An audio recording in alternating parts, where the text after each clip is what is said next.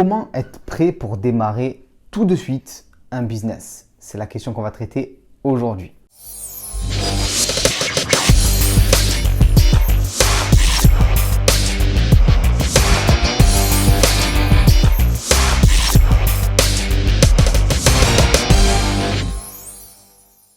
Salut à tous, j'espère que vous allez bien. Je m'appelle Romain Caillé. Si vous tombez pour la première fois sur cette chaîne, je suis l'auteur du livre Adieu Patron. J'ai des business sur le net, des business dans le dur, comme on dit, avec une maison d'édition, et aussi un business sur Internet avec de la formation sur l'immobilier et de la formation sur Internet, comment gagner de l'argent sur le net. Aujourd'hui, on va parler d'une question qui revient très souvent et qui est vraiment problématique, c'est comment être prêt à démarrer tout de suite un business, que ce soit sur Internet, l'immobilier, créer une entreprise.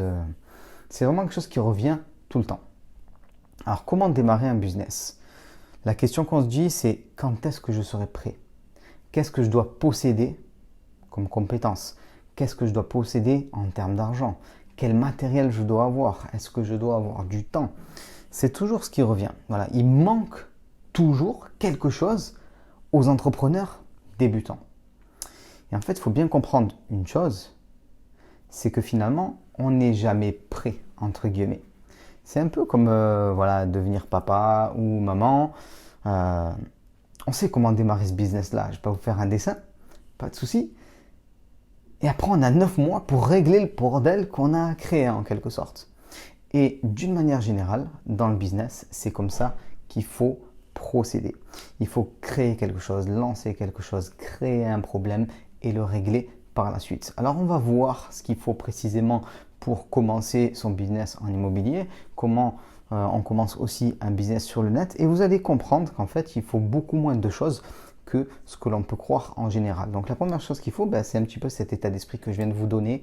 Vous ne serez jamais prêt à faire ce que vous allez faire. Vous ne serez jamais totalement prêt. On vous donne l'illusion, notamment à l'école, qu'on peut être prêt parce qu'on met toujours une date limite. Par exemple, tu vas avoir ton bac à la fin de l'année, donc tu te prépares. Mais dans le business, il n'y a personne qui va t'organiser ta vie. Il n'y a personne qui va te dire, voilà, à la fin de l'année, il se passe ça. Non, c'est toi qui vas devoir créer tes propres deadlines. Et au final, si tu as compris que tu ne seras jamais prêt, tu n'as plus ce stress-là, entre guillemets. Tu fais, entre guillemets, ce qui doit être fait. Tu crées des problèmes et tu les règles par la suite. Donc ça, c'est vraiment mon état d'esprit.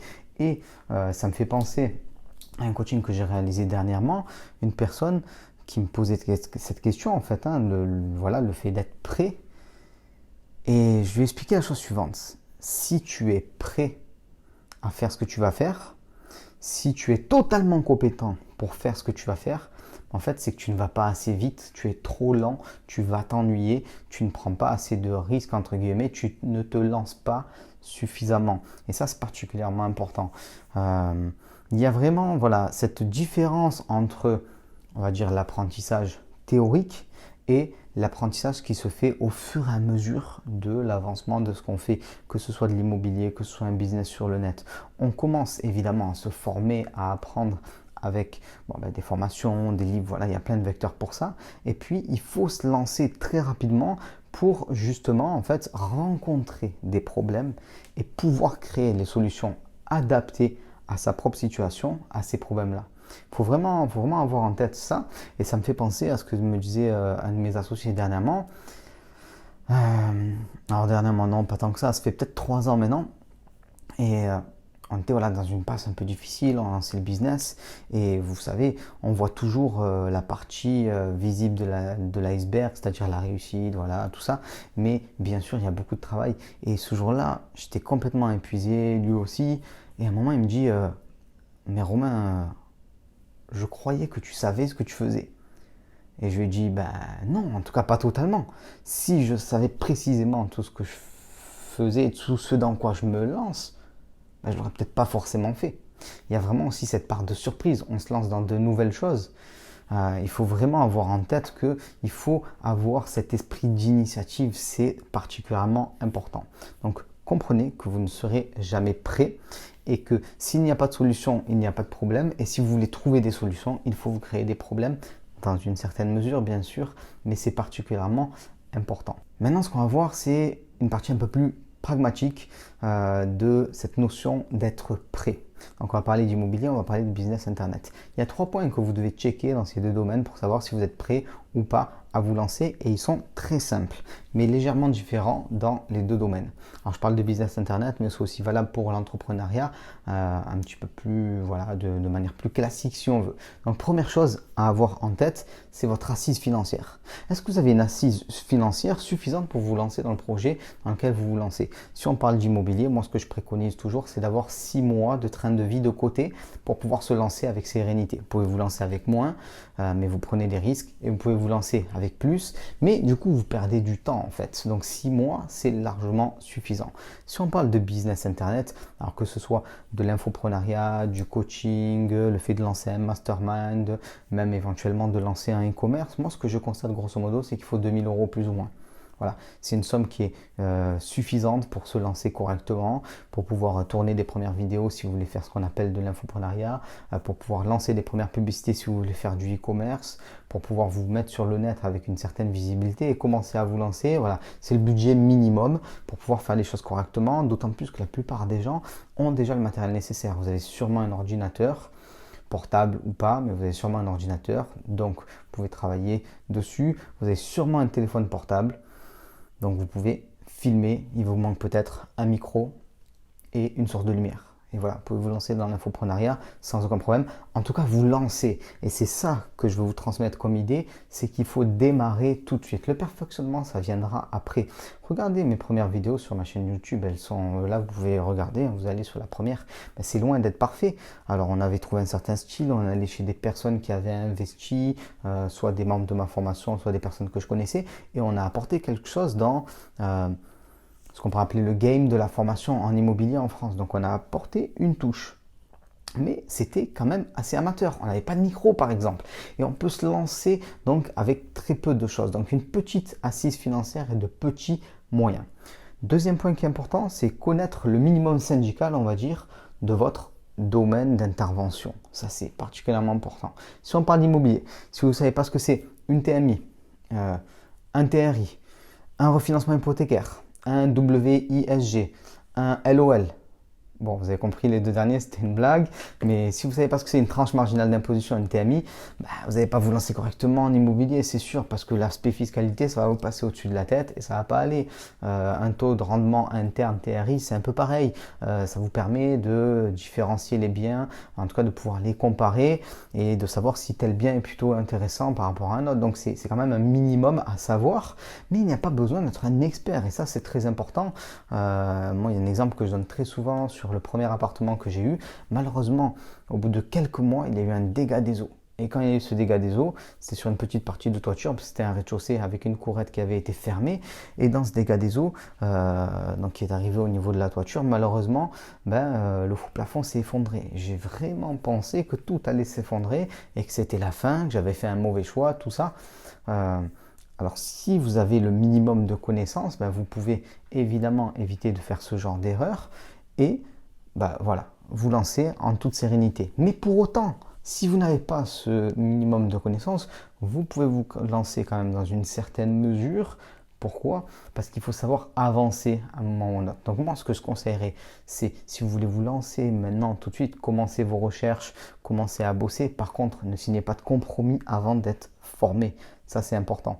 Vous pouvez vous lancer dans l'univers de l'immobilier et par contre, n'achetez rien sans être formé. À un moment ou à un autre, il ne faut pas abuser entre guillemets. On prend de gros risques si on agit comme ça. C'est pareil sur le business en ligne. Tout dépend du type de business que vous voulez lancer. Moi, quand j'ai lancé mon business, donc je voulais faire de la formation en immobilier. Donc la première chose que j'ai faite, c'est très simple, c'est que j'ai filmé mes propres investissements avec un téléphone, sans lumière et sans micro, et j'ai commencé à me lancer. Et ça ne m'a pas empêché dans les premiers jours de la chaîne YouTube d'avoir 1000 abonnés. Donc voilà, on se lance, on y va. Il faut partir. Comprenez, on dit souvent que on construit le train d'atterrissage de l'avion en vol. C'est-à-dire qu'on décolle, on se lance et c'est pendant que l'avion est en vol qu'on construit le train d'atterrissage pour pouvoir atterrir. Donc lancez-vous et vous atterrirez comme vous le pouvez. Surtout qu'au début, comprenez une chose, si vous vous lancez sur le net, si vous faites des vidéos qui ne sont pas bonnes, si vous avez au début si vous faites des citations, si vous faites des publications Instagram, peu importe ce que vous faites et que c'est pas bon, personne ne le verra parce que les algorithmes ne mettent pas en avant ce qui est pas bon, en tout cas ce qui n'est pas regardé. Donc ne vous stressez pas par rapport à ça, il n'y a pas de souci particulier, il faut l'avoir en tête. Et il y a un troisième point, c'est qu'il faut être persévérant, surtout au départ. Si vous êtes beaucoup formé avant, la réussite peut aller assez vite. Mais pour beaucoup de personnes, voilà, il faut de la persévérance. Pourquoi? Le minimum, c'est le temps nécessaire pour acquérir, on va dire, la quantité de connaissances suffisantes pour pouvoir commencer à percer dans votre domaine. C'est important. Donc, il faut monter en compétence, comme on le dit. Il faut commencer à travailler, entre guillemets, à faire des publications, voilà, à se faire connaître si on parle du business sur Internet. Il faut commencer à faire ça. Ou si c'est de l'immobilier, il faut commencer à faire ses recherches, ainsi de suite. Et il faut persévérer. C'est particulièrement important. Il y a un temps, voilà, d'acquisition d'un certain niveau d'expertise qui vous permettra de réussir dans votre domaine. Et quand ça c'est acquis, c'est un acquis pour la vie. Donc il faut avoir cette persévérance-là. La seule différence, et ça il faut bien le comprendre, c'est que on ne nous a pas câblé comme ça à l'école, on vous a dit, t'inquiète pas, tu fais tes 3 ans d'études par exemple après le bac, et tu auras ton diplôme, et avec ton diplôme, tu auras ton travail et tu auras ton salaire. Alors déjà on sait que c'est souvent faux, mais outre ça, ça veut dire qu'on te dit, oui, persévère sur 3 ans et le résultat est garanti. En infopreneuriat, en entrepreneuriat, en immobilier, le résultat il n'est pas garanti. C'est vous qui devez travailler pour vous garantir le résultat en quelque sorte. Et donc il faut l'avoir en tête et il faut savoir persévérer. Il faut savoir aussi faire les bons choix pour pouvoir se lancer correctement. Donc ce que je voulais vous faire passer comme message, c'est que en business, on ne raisonne pas pareil que dans le monde du salariat. En quelque sorte, vous pouvez démarrer tout de suite, il suffit de le décider, vous pouvez vous lancer très rapidement si vous validez ces différents points et vous pouvez avoir des résultats très rapides. Autre point, si aujourd'hui maintenant vous n'avez pas les résultats que vous voulez, notamment en ce qui concerne le business sur Internet, c'est que vous ne faites pas ce qu'il faut. Pourquoi? Parce que quand quelque chose est bon sur Internet, il y a ce qu'on appelle la viralité. Quand quelque chose est bon, les gens se le partagent et ainsi de suite. Et la réussite peut être très rapide. Il suffit de voir cet humoriste dont je ne me souviens plus le nom, voilà, qui parle de mettre des paillettes dans sa vie. Kevin met des paillettes dans ma vie. Boum, la réussite a été virale quand elle a proposé ce sketch-là qui a fonctionné. Voilà, bam, c'est parti. Donc elle a explosé. Donc si vous faites les bonnes choses, elles seront partagées. Si vous faites les mauvaises choses, elles ne seront pas partagées. Donc si aujourd'hui vous n'avez pas le niveau de réussite que vous voulez, il faut remettre en cause ce que vous faites, ce que vous connaissez, comment vous agissez, et c'est à partir de là que vous aurez des résultats différents. Du coup, si vous voulez aller plus loin, j'ai prévu 1 heure de formation, c'est juste en dessous. Vous allez voir, normalement, vous avez 2 liens, un lien pour l'immobilier, un lien pour le business Internet. Donc, c'est 2 formations totalement différentes pour vous permettre de vous câbler en immobilier, de vous câbler en business Internet et démarrer comme il le faut. C'est que du pur contenu totalement applicable et c'est totalement gratuit. Donc, si ça vous tente, on se retrouve juste de l'autre côté. À très vite. Ciao.